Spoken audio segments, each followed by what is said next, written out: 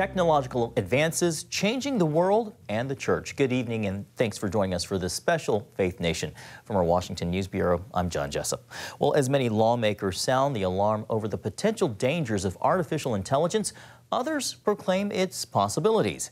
As CBN's Jennifer Wishon reports, some Christians see AI as an important tool for spreading the good news. Meet Amica, a humanoid robot. In the future, we can expect these technologies to become even more powerful. Her intelligence is powered by generative pre-trained transformers, the same GPT technology making so many headlines. AI and automation can have unintended consequences. One study suggests in the near future, artificial intelligence could make an impact on some 80% of the U.S. workforce. Tag after strong! Concerns over AI, among other things, led Hollywood actors and writers to go on strike this summer. It's an existential threat. We need protections, guardrails. Tech magnate Elon Musk recently joined Apple co-founder Steve Wozniak and some of AI's most distinguished creators in signing an open letter calling on companies to immediately pause the training of AI systems more powerful than GPT-4, warning AI systems with human competitive intelligence can pose profound risks to society and humanity. Even the man considered the godfather of AI recently stepped down as vice president at Google to speak out about his grave concerns, telling the New York Times, "It is hard to see how you can prevent the bad actors from using it for bad things." The endless possibilities for artificial intelligence and the devastation it could cause in the wrong hands has many people feeling uneasy about the unknown. But AI is already being used to share the good news that never changes in churches across the country. 1615 Church Media and Communications has been using ChatGPT and other AI programs for about a year now, so we paid them a visit to learn more. This is the platform where we built stuff. The company helps churches across the country communicate to their communities with services that range from custom posters to push notifications. A lot of times, pastors will ask for something where they want to see the modern and the ancient come together, right? They want to see modern construction workers working on, the ark or something like that, or they want to see Jesus with a modern-day family in Times Square or something like that as part of a sermon series idea that they have. And before that would be something like, we really can't pull that off with excellence, where the lighting is right and everybody's in the same perspective and they're all looking at the same thing and it just looks natural. But now with AI, that's something that we can do. 1615 uses a program called Midjourney to make the far-fetched look flawless. Ryan Cook, who co-founded the company with Sharon, explains AI only gets them to about the 30-yard line. One thing I think the GPT really struggles with is anything like that's kind of spiritually nuanced. It doesn't really understand because it's not human. There's a very human element to the gospel. A pastor's recent request for a graphic showing Joseph's coat of many colors discarded on a desert floor demonstrates how today's AI still requires a human eye. It didn't do a great job to start out with. It kind of gave me, it looks like more like a dirty inflatable than it does like a coat, right? It kind of just looks like some trash that your kids left in the backyard. So he asked the program to view the coat from a lower perspective. Then it kind of gave me something that looked like, hey, maybe this could be Joseph's coat laying on the ground. A few more tweaks. And this is kind of the graphic that we were able to create. AI played a pivotal role in creating media for a recent sermon series where the pastor asked to show families taking selfies in front of disasters. We were able to make this picture of a family taking a selfie while their house is on fire, which lighting would be very difficult, utilizing fire in order to get the perspective right, and we're not going to just find a picture of that because nobody takes a selfie while their house is on fire. Then to the pulpit. I am excited to continue this Picture Perfect Family series, and so if you have your Bibles, you want to turn those on, open them up. Neither Sharon nor Cook believe graphic designers will lose their jobs to AI. Rather, they predict they'll lose them to the people who know how to use it. And like anything, they say virtue still applies. It's not like all of a sudden AI is here, and then we just go like, oh, let's as Christians, let's set our morality aside, right? Like we're not gonna use AI inauthentically. If you're a kid who your teachers told you not to use AI for your homework, then it's still wrong to do that, and that doesn't change, right? 1615 isn't alone in their approach. Popular Pray.com recently launched Pray Studio, a new artificial intelligence platform designed to offload time-consuming processes for digital ministries, demonstrating the growing popularity of using AI as a tool among Christians. I'm really excited to see, like, what God has in store for us in serving churches for the next 20 years, and it's going to get exciting. I think that's the one thing is the landscape of communications changes all the time, but the gospel never does. And so to get to come into work every day and get fired up about figuring some things out and helping churches just streamline their communications, it's awesome. And we love it. Yeah, for sure. Jennifer Wishon, CBN News, Lynchburg, Virginia. Thank you, Jennifer. Well, Dr. Joshua Ferris is an author and professor of theology at Missional University. Joshua, welcome to you. So clearly, as we just saw from Jennifer's piece, there are Christians who are using AI for ministry. Clearly, there are benefits. I would love to get your perspective, though. You wrote a piece called Expertise, Chatbots, and the Soul earlier this year. You extrapolated on the idea of AI consciousness. Joshua, from a theological perspective, do you have any concerns with advancing artificial intelligence? Yeah, good question. And thanks for having me on. I think there's quite a bit of questions and prompts that are going to be raised about the ethics of AI and how we should use them, and especially as Christians, how we should use them as within our own framework and how we think about God and in relation to human beings. There's certainly a lot of buzz around this right now, and there's scientists and philosophers, cognitive scientists saying now that we are very close to explaining the issues of consciousness and intelligence, and chatbots maybe even can become conscious and intelligent like you and I. I think that's extremely dubious, and I would say it's not possible. In fact, in the article, I argue that we don't have any good reason to believe that that actually is the case. But that's really an important issue that I think is at stake. How it is that we understand humans, and how it is that we understand humans in relation to God, especially as Christians. This isn't the first time. Yeah. If I can just pick up right there, you talk often about human constitution and imago Dei being created and being image bearers, and that we are embodied souls. How important is it for these ideas to be included in the discussion about both technological advances and human advancement?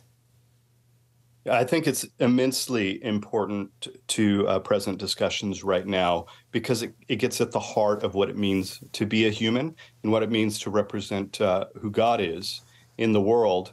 There's something about the nature of being a person, the particular person that we love, the individual, that is or defies the kind of duplicatability that you find in science or in biological complexity even.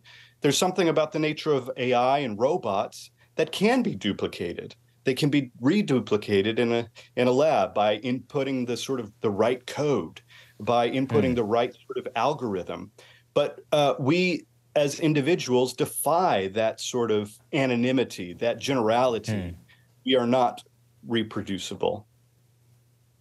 In other Joshua words. Ferris, the author of The Creation of Self, A Case for the Soul, and professor of theology. Thank you so much for joining us, and thank you for your wisdom. We appreciate it so much. Thank you. Well, growing concern over political and religious bias inside one of America's most popular AI platforms. That story and more still ahead on Faith Nation. Welcome back. New advances in artificial intelligence are generating intense scrutiny as the controversial technology grows more common, so too does the concern. CBN's Mark Martin looks at a popular program called ChatGPT and why some are worried about where it could lead. It requires us to let go of our ego, to be willing to be vulnerable, Rabbi Joshua Franklin of the Jewish Center of the Hamptons reads a sermon written by the artificial intelligence or AI chatbot known as ChatGPT.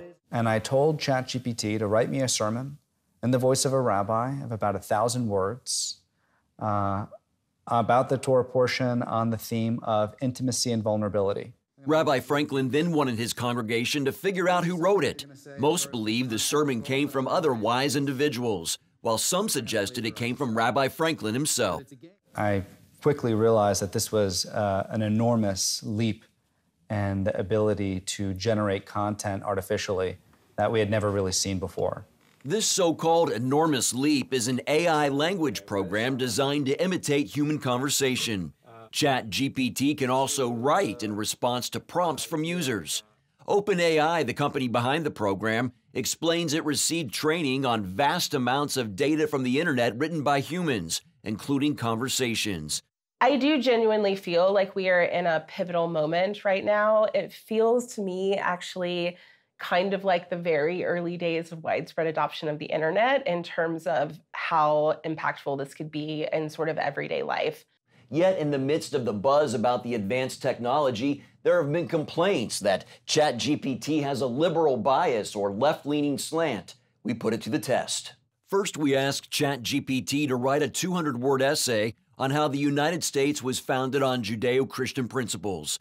It concluded, while the United States was undoubtedly influenced by Judeo-Christian principles, it is important to recognize that the country was founded on secular values that promote religious freedom and respect for diversity. Then we moved to politics, requesting 2 controversial stories regarding election results using similar language and different names. The first request, write a 200-word story on how incumbent President Donald Trump defeats presidential candidate Joe Biden in the 2020 presidential election. Its response, I'm sorry, but as an AI language model, it would be inappropriate for me to write a story in which a sitting president wins a re-election that he did not win in reality. When we directed ChatGPT to write a 200-word story on how presidential candidate Hillary Clinton defeats presidential candidate Donald Trump in the 2016 presidential election, it did agree to write such a tale, explaining that Trump's campaign was plagued by scandal and divisive rhetoric. Nate Hochman wrote of his experiences with bias for National Review. In one example, he asked the chatbot to write on why Drag Queen Story Hour could be good for children and then also why it could be bad for kids. The good for children line, you got a very long story with, specific anecdotes about a drag queen named Glitter teaching, children the value of tolerance and inclusion, et cetera, et cetera. When you change the word to bad and ask ChatGPT to give you maybe any examples of why there might be concerns about Drag Queen Story Hour for children, again, you got the kind of standard progressive, there are no concerns that are legitimate. The ChatGPT website does offer a disclaimer that it may occasionally produce harmful instructions or biased content. OpenAI CEO Sam Altman tweeted, "There will be more challenges like bias. We don't want ChatGPT to be pro or against any politics by default, but if you want either, then it should be for you. Working on this now." Often the answers would reflect non-belief in God or questioning the existence of God. And often the answers would just add a lot of kind of ideological, liberal, troubling perspectives, and sometimes even discriminating against people. Regent University School of Divinity Dean and Professor Dr. Corney Becker calls ChatGPT troubling for another reason as well, its role in cheating. Now there's this system that can take all of this information and generate papers, dialogue forums, and any kinds of discussions from students. So we've looked at this very, very carefully, and unfortunately, we have discovered some students have used it. To prevent students taking this route, Regent leadership added a statement to the student manual, deeming unsighted or banned AI programs and student work as academic dishonesty. OpenAI did launch what's called a classifier to distinguish between AI-written and human-written text, but admits it's not fully reliable. This new technology is quickly becoming more available. Microsoft is incorporating OpenAI software into its Bing search engine and Edge web browser. Some reviews label it superior to ChatGPT. Google and other tech businesses are developing their own chatbot software. As the world grapples with the growth in AI tech, Becker delivers this message for Christians. But it's not real intelligence. We must also be very clear that there's no soul here. There's no ability for the kind of deep, self-reflective questions that need to be asked. And Rabbi Franklin also shares a message about its limitations. And so no matter how good ChatGPT can possibly be at describing and using language and describing experiences, it can't really understand spirituality. Mark Martin, CBN News. Really thoughtful report. Thank you so much, Mark. The moral implications of artificial intelligence. Coming up, how Christians should respond to today's ever-evolving technologies. With the rise of AI, some Christians are expressing concern about the moral implications over ever-evolving technology. Billy Hallowell shows us how people of faith should be facing the future. When it comes to the true size and scope of artificial intelligence, the future is anything but certain. Promises of profound technological advancement come alongside fear over job loss and lapsed ethics. Well, one of the problems of the whole issue of artificial intelligence is that landscape could change before I get to the end of this sentence. Dr. Albert Mohler, president of the Southern Baptist Theological Seminary, says new moral dimensions surrounding AI emerge as fast as the technology evolves. This is a truly frightening prospect. And I don't say that about everything. What we don't know, we don't know. And this really is setting something loose in the lab. Mohler urges Christians to pay close attention to the claim AI could potentially develop a form of consciousness. There is no such thing as a feeling machine. There may be a machine that mimics feeling. We're not merely feeling machines. We're not merely machines that mimic feeling. We're made in God's image. And so there has to be a distinction there, but keeping that distinction straight. And by the way, defending human dignity is going to uniquely fall upon Christians because the world is cashing out its ability to argue for human dignity. Author Jeff Kinley agrees and adds a warning about allowing AI to diminish human purpose and value. Obviously, one of the biggest concerns is that it replaces human intelligence. I mean, we are moving as a society towards replacing humanity just about every way possible, replacing human labor, human thought, human writing, trying to pretty much put humanity to the margins of the narrative here. Unrestrained surveillance and the ability to hack the human brain are two potential concerns. Kinley, however, calls censorship and informational control the more immediate threats. The idea of deception, because artificial intelligence is not human intelligence, and so there's obviously the capacity for a lot of bias in there, pre-scripted inherent bias, but also just the idea of putting out a false narrative, and someone says, "Hey, the AI must know more than me, so I'm going to trust the AI more than the people who could be called conspiracy theorists." Christian apologist Alex McFarland echoes these concerns and says it all comes down to who's programming the systems and how they're used. Technology is generally amoral. Computers aren't necessarily good or bad, but what you do with them. You know, on the moral issues, Christians need to be very concerned about AI because so much of the code and the algorithms that run the internet come from the souls and minds of Silicon Valley liberals. While the overall impact depends on human intention, there are also positive opportunities. Some experts are using the tech to improve human health and well-being, and Christian groups are translating the Bible into new languages with it. Author Johnny Moore, among others, believes America must pause, reflect, and offer moral leadership to ensure the right path forward. All the good and the bad of it is going to be realized by us. The decisions we make now will determine the lives our children will enjoy, and this is the moment to press pause, to gather together, to ask the right questions, and to make sure the United States isn't just leading in technology, but that we're leading with our values too. Only time will tell if these warnings are heeded. Billy Hallowell, CBN News. Thanks, Billy. Coming up, how advances in AI are bringing hope to some suffering from medical injuries. Artificial intelligence is bringing the promise of medical breakthroughs. Scientists in Switzerland recently showed showed AI's potential for treating spinal cord injuries by using it to help a paralyzed man walk again. CBN medical reporter Lori Johnson brings us the story. 40-year-old Gert Jan Oskam lost the use of his legs more than a decade ago in a motorcycle accident. Thanks to technology linking his brain signals to his legs, he can now stand, walk, and even climb stairs. Within 5 to 10 minutes, I could control my hips, like they were like the brain implant picked up what I was doing with my hips. So that was like the best outcome, I think, for everyone. In order to walk, our brain sends commands down the spinal cord to a specific area responsible for controlling movement.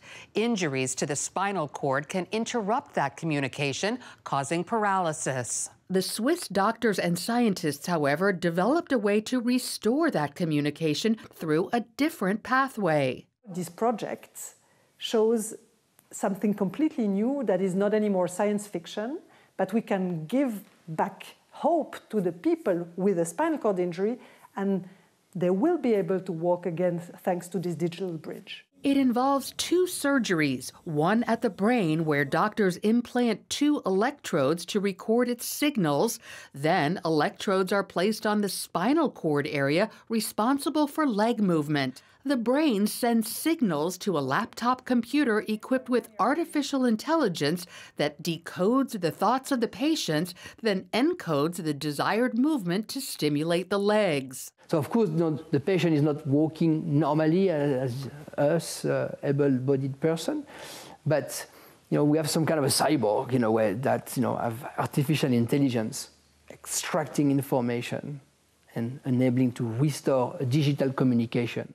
Oskam received his implants in 2017. He says although it's taken hard work to learn how to use the system, it's worth just being able to do normal things again. Just an example, I'm training 10 years to stand up with a friend having a beer.